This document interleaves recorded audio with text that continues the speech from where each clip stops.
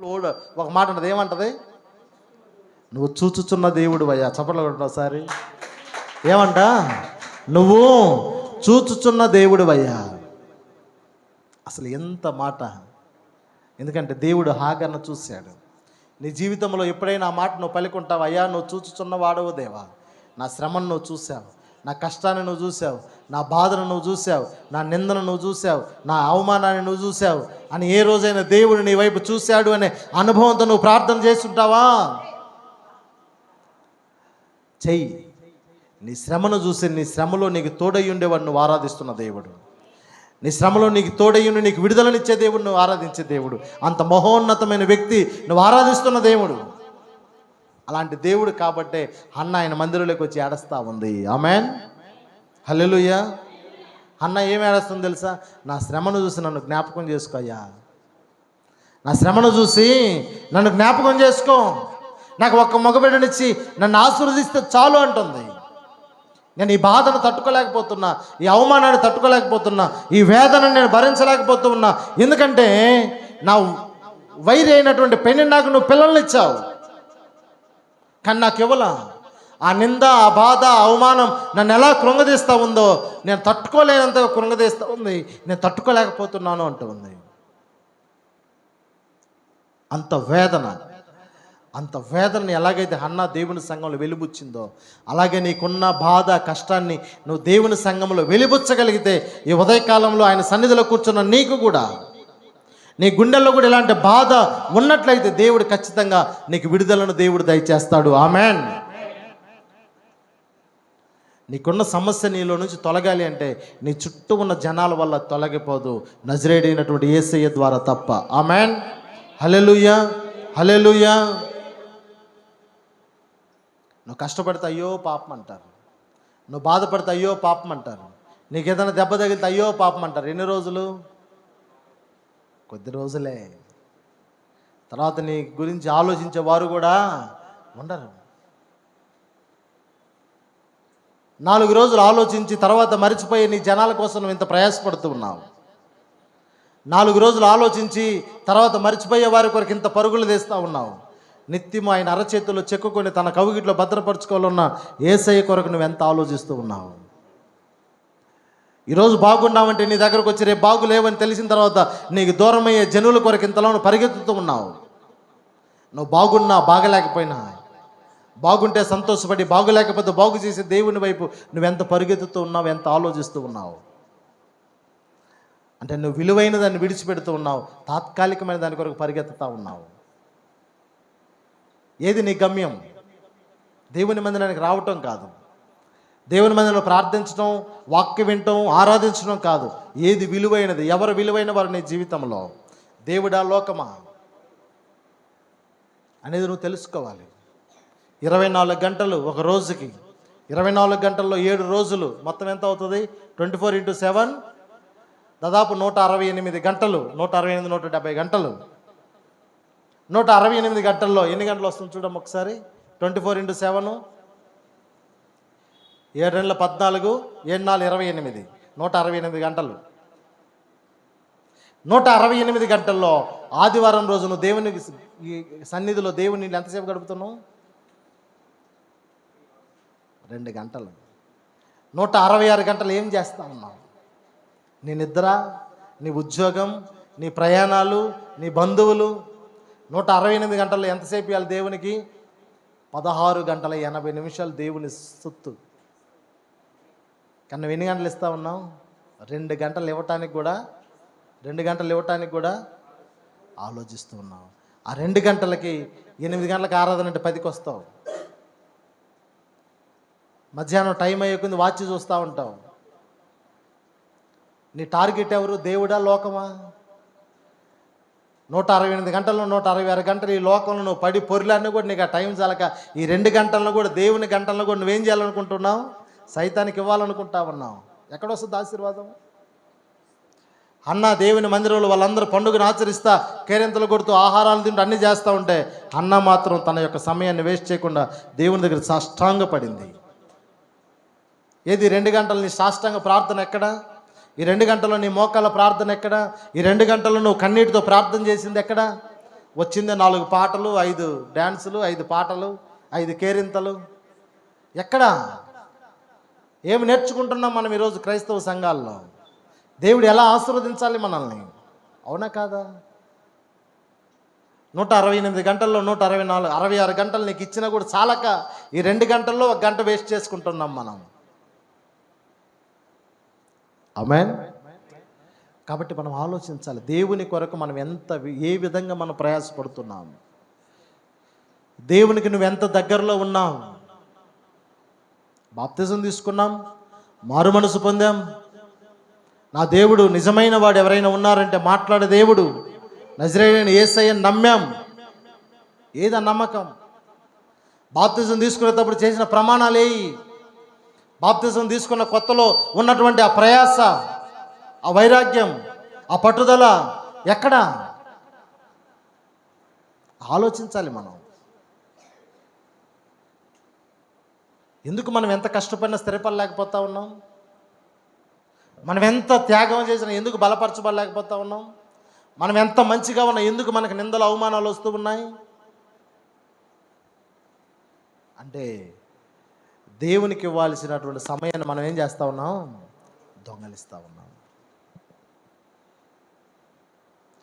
ఉన్నాం. నువ్వు ఉద్యోగానికి ఆలస్యంగా వెళ్ళగలవా? సగంలో నువ్వు లేచి ఉద్యోగంలో సగంలో రాగలవా? నీకు దేవుడు సన్నిధి ఉన్నప్పటికీ కూడా నీకు పని ఉంది, తప్పకుండా రావాలని నీ పై అధికారి కోప్పడితే దేవుని మందిరాన్ని కాదనుకునైనా మనం ఉద్యోగానికి వెళ్ళిపోతాం. నేనేమంటాను, నీకు అనుకూలమైన సమయంలో కూడా నువ్వు సమయానికి రాలేకపోతే దాని అర్థం ఏంటంటే దేవుడు అంటే నిర్లక్ష్యం, దేవుని మందిరం అంటే నీకు నిర్లక్ష్యం. కాబట్టి నువ్వెంత సంపాదించినా చినిగిపోయిన సంచిలో వేసినట్లుగా నీ ధననిధి ఉంది. నువ్వెంత కూడబెట్టాలనుకున్న చెమట్లు అవన్నీ కొట్టివేసినట్లుగా ఉంది. కారణం, దేవుని కవచం నీ చుట్టూ ఆవరించబడలేదు, దేవుని ఆశీర్వాదాలు నిన్ను ఆవరించబడలేదు. ఇంకా నువ్వు అనుభవంలో బతుకుతున్నావు, ఆ ఆశలో బ్రతుకుతున్నావు అంతే. అంటే దేవుడు నాతో ఉన్నాడు, దేవుడు నన్ను నడిపిస్తున్నాడు అన్నట్లే బ్రతుకుతూ ఉన్నావు. దేవుడు నిన్ను ఖచ్చితంగా ఆవరిస్తే, దేవుడు నీతో ఉంటే ఆ యొక్క అనుభవం వేరు, ఆ కళ వేరు, ఆ పరిస్థితి వేరు. ఆమేన్. తెలుసుకోవాలి మనం. ఎందుకు అర్ధాంత వైరాగ్యం ప్రార్థన చేసింది అంటే, తనకు బిడ్డను ఇవ్వగలిగిన వారు ఎవరైనా ఉన్నారు అంటే అది దేవుడు మాత్రమే. హల్లెలూయా, హల్లెలూయా అనుకొని ఉంటుంది. ఎంతకాలం నేను ఈ భర్తను భరించాలి, ఎంతకాలం గర్భం లేదని నిందను భరించాలి, ఎంతకాలం ఈ బిడ్డలు లేరు అనే వేదన నేను భరించాలి. దేవుడా, నీవు నాతో మాట్లాడు, దేవుడా నాకు విడుదల నీవు, నేను ఈ సమయంలో నీ సన్నిధిలోకి వచ్చి నేను బాధపడుతున్నాను, నా వేదనను చూడు, నా శ్రమను చూడు అని తను ప్రార్థన చేసింది, ప్రలాపించింది. ఎందుకంటే తనలో భక్తి కలిగిన జీవితం ఉంది కాబట్టి. ఆమేన్. ఆయన నిన్ను మర్చిపోయే దేవుడు కాదు. నువ్వు మర్చిపోయినా కూడా ఆయన నిన్ను మరచిపోయే దేవుడు కాదు. ఎన్ని పనులున్నా కూడా ఆయన సన్నిధి మనకు ప్రాముఖ్యం. ఇంకొక మంచి మాట చెప్పానా? రాత్రి అహరో నన్ను ఫోన్ చేశాను, నేను లేను చెన్నైలో. ఉదయాన్నే వచ్చా, మళ్ళీ 6 గంటలకు వెళ్ళిపోతున్నాను విజయవాడ. దేనికి వచ్చాను? కేవలం దేవుని యొక్క ప్రార్థన ఆరాధన కొరకే వచ్చా. కేవలం ఆయన ప్రార్థన కొరకే వచ్చా. ఎన్ని కిలోమీటర్ల నుంచి? 600 కిలోమీటర్ల నుంచి. 6 కిలోమీటర్లు కదా, 1/2 కిలోమీటర్లో ఉన్న నీకెందుకు ఆ వైరాగ్యం రాలేదు? 600 కిలోమీటర్ల నుంచి ప్రయాణం చేసి వచ్చిన నేను సమయానికి రాగాలేంది, 1/2 కిలోమీటర్లో ఉన్న నీవు ఎందుకు సమయానికి రాలేకపోతా ఉన్నావు? రా, ప్రార్థన చెయ్యి, మోకాళ్ళేసి నీ పని నువ్వు చెయ్యి. ఒకరితో నీకు పనిలే, అవునా కాదా? మరి ఏది నీ భక్తి? ఎక్కడ నీ భక్తి? వారమంతా నీ కుటుంబం గురించి, నీ బిడ్డల గురించి, నీ భర్త గురించి, నీ భార్య గురించి, వాళ్ళ బట్టల గురించి, వాళ్ళ ఆహారం గురించి, నీ ఉద్యోగం అన్నిటి గురించి ఆలోచిస్తున్నావు. వారంలో ఒక్కరోజైనా దేవుని మందిరం లోపల ఏమన్నా ఆలోచించావా? దేవుని మందిరం గురించి ఏమైనా ఆలోచించుంటావా? ఆలోచించాలి. ఎందుకంటే మనం ఆయన బిడ్డలమై ఉన్నాం. ఆమేన్, హల్లెలూయా. హల్లెలూయా.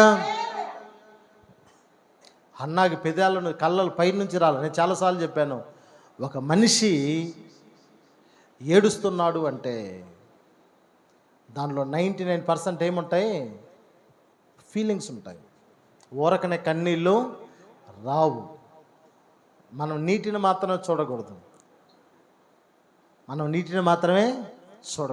ఆ నీరు ఎక్కడ వస్తుంది? ఆ రక్తం నీరుగా మారి వస్తుంది. హల్లెలూయా. దాంట్లో ఎన్ని ఉంటాయి? 99% ఫీలింగ్స్ ఉంటాయి. దేవుని దగ్గర నువ్వు ఏడుస్తున్నాడు, ఆయన అంటాడు ఒక్క బొట్టును కూడా ఆయన నీలోంచి తప్పిపోకుండా ఆయన పుస్తకంలో రాసుకుంటానన్నాడు దేవుడు. ఆమేన్. నీ కన్నీటి చుక్కలను ఎక్కడ రాశాడు ఆయన? ఆయన కవిలలో రాశాడు. అంటే ఆయన పుస్తకంలో నువ్వు ఎన్నిసార్లు ఏడ్చి ఆయన కొరకు ప్రార్థన చేశావు, ఆయన సహాయం కోరావో ఆయన రాసుకుంటా ఉన్నాడు ప్రతి కన్నీటి బొట్టు. ఈ 168 గంటలు ఈ వారం రోజులు ఊరందరికీ అడిగి పోయి ఏడుస్తావు. చర్చిలోకి వచ్చేసరికి నీకు ఏడుపు రాదు, ఏమీ రాదు. అందరికాడ ఏడిచి కన్నీళ్ళని కాగొట్టుకుంటావు. ఏడకొచ్చి అసలు ఏం ప్రార్థన చేస్తావో నీకు తెలియదు, ఏమి చేస్తున్నావో నీకు తెలియదు, ఎందుకు వచ్చావో అది నీకు తెలియదు. కొంతమంది మెంటల్ వాళ్ళు ఏం చేస్తారంటే వెళ్ళిపోతారు. ఏడకి వచ్చినావు అంటే వచ్చేసినాను, ఎందుకు వచ్చానో తెలియదు అంటారు. తలగిరుకొని మళ్ళా తీసిపోయి ఇంకెవరైనా వదిలిపెట్టాలి వాళ్ళు. అట్లా ఉండకూడదు. మన మందిరానికి వచ్చి ఎందుకు వచ్చానో తెలియదు అనేది ఉండకూడదు. ఒక అంశం మీద రా మందిరానికి. నీలో ఉన్న ఒక భారాన్ని చేత పట్టుకొని రా మందిరానికి. ప్రభువా ఈరోజు నాకు దానిలో నుంచి తీసేయి. ఈరోజు మీరు బాగున్నారు, కానీ చాలామంది ఒంటరితనము అనుభవించేటటువంటి బిడ్డలు ఎంత వేదనలో ఉంటారో తెలుసా? పేదరికాన్ని అనుభవించే వాళ్ళు ఎంతమంది ఉన్నారో తెలుసా? దారిద్ర్యతను అనుభవించే వాళ్ళు ఎంతమంది ఉన్నారో తెలుసా? దిక్కుతోచని స్థితిలో బ్రతికేటటువంటి వారు ఎంతమంది ఉన్నారో తెలుసా? వారు వెళితే మీకు తెలుస్తుంది వారు పడే బాధ. ఈరోజు hospital side GHC, KMC, Stanley, Omandur ఇక్కడ అంతా వెళితే నెలల కాలాల పాటు ఉండటానికి సరైనటువంటి స్థలం లేక అదే వాసన, అవునా కాదా? అక్కడే తెచ్చుకొని తింటా, ఏదో అక్కడే ఎదురుగా ఏదో చిన్నవి కొనుక్కొని తింటా. ఒకవేళ ఎవరు పోకపోతే ఈరోజు ఎవరు రాలేదే మమ్మల్ని చూడటానికి, ఎవరు పలకరించలేదు, ఎవరు ఏమీ తెచ్చిలేదే, ఎలాగుంటుంది తెలుసా నరకం? దేవుడు అదేది లేకుండా నిన్ను ఆయన సన్నిధిలో నిన్ను కూర్చొని పెట్టి ఉన్నాడు. హల్లెలూయా. కాబట్టి మనం ఆయనకి దగ్గరగా ఉందుము గాక. ఆమెన్. ఆయనకి ఎలాగుండాలి? దగ్గరగా ఉండాలి. కాబట్టి మీరు గుర్తుపెట్టుకోండి, నీకు శ్రమ కలిగినప్పుడు, నీకు వేదన వచ్చినప్పుడు, నీకు కష్టం వచ్చినప్పుడు, నీకు బాధ, నువ్వు నీ బంధువుల సాయి చూడకుండా ఆయన మందిరం కొరకు నువ్వు దాచిపెట్టుకన్నీ ఆయన సన్నిధిలోకి వచ్చి నువ్వు మోకరిస్తే, నువ్వు వారం రోజులు నువ్వు పడిన కష్టము, బాధ, సంతోషం ఏవైతే ఉన్నాయో వాటన్నిటిని బట్టి దేవుని దగ్గర అప్పచెప్పాలని 2 గంటలు నీకు చాలదంతే. ఈరోజు ఉదయం ఏదన్నా ఒక సంఘటన జరిగిందనుకో, నువ్వు ఒక మనిషిని కలిసావు, ఇదంతా చెప్పడానికి నీకు 2 గంటలు పట్టద్ది. నన్ను బోనీరా నాయన అన్నా కూడా ఉండన్నా వాడు ఇంకా ఏం మాట్లాడి చెప్తా అంటాం మనం, అనమా?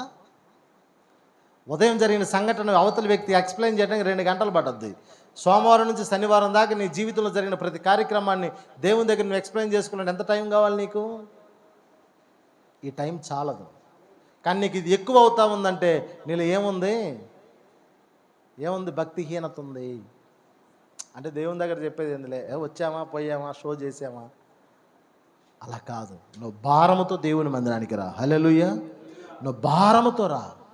ఆ భారాన్ని ఇక్కడ పెట్టి ఆయన అన్నాడు, నీ భారము యెహోవా మీద మోపము. హన్నాని ఆశీర్వదించిన దేవుడు, హాగరు మొరను విని తన బిడ్డను బ్రతికించిన దేవుడు నిన్ను, నీ బిడ్డల్ని, నీ కుటుంబాన్ని అదే కృపతో నింపునుగాక. Amen, amen, amen. మనమందరం వైరాగ్యం కలిగి ప్రార్థన చేసే బిడ్డలుగా, భారముగా ప్రార్థన చేసే బిడ్డలుగా, భక్తి కలిగి ప్రార్థన చేసే బిడ్డలుగా ఉందాం. దేవుడు మనల్ని ఆశీర్వదించి ఖచ్చితంగా నీ జీవితంలో ఒక ఉన్నత స్థితికి నేను ఎక్కించి ఆయన నిన్ను చూసి సంతోషిస్తూ, నువ్వు బాగుంటే దేవుడు సంతోషిస్తాడు తెలుసా? నువ్వు సంతోషంగా ఉంటే నీకంటే ఎక్కువ ఆయన సంతోషిస్తాడు తెలుసా? నువ్వు సంతోషంగా ఉంటే ఇక్కడ ఉన్న మనుషులు కొంతమంది నిన్ను చూసి ఈర్ష్యపడతారు, కానీ నువ్వు సంతోషించే దానికంటే ఆయన ఇంకా సంతోషిస్తాడు. దానికి నిదర్శనమే నీ బిడ్డలు కొత్త గుడ్డలు తీసిచ్చి ఒకరోజు నీ బిడ్డలకి అన్నీ వాళ్ళు నచ్చినవి తీయించి నువ్వు చూస్తూ ఉండావు. 2 పిల్లలు 3 పిల్లలు వాళ్ళ మాటలు, వాళ్ళ యొక్క డిస్కషన్ ఎలాగుంటుందో అది చూస్తే మన కళ్ళు నిండిపోతాయి. అంతకంటే ఎక్కువగా దేవుడు నిన్ను చూస్తూ ఉన్నాడు. ఆమెన్. కాబట్టి దేవుని దగ్గరికి నువ్వు వచ్చేటప్పుడు నీలో ఉన్నటువంటి ప్రతి భారాన్ని ఆయన సన్నిధికి మోసుకొని వచ్చి దేవుని సన్నిధిలో విడిచిపెట్టి దేవుని ఆశీర్వాదంతో నువ్వు ఇంటికి వెళ్ళాలని కోరుతూ ఉన్నాను. దేవుడు మిమ్మల్ని మీ కుటుంబాన్ని దీవించును గాక. ఆమేన్.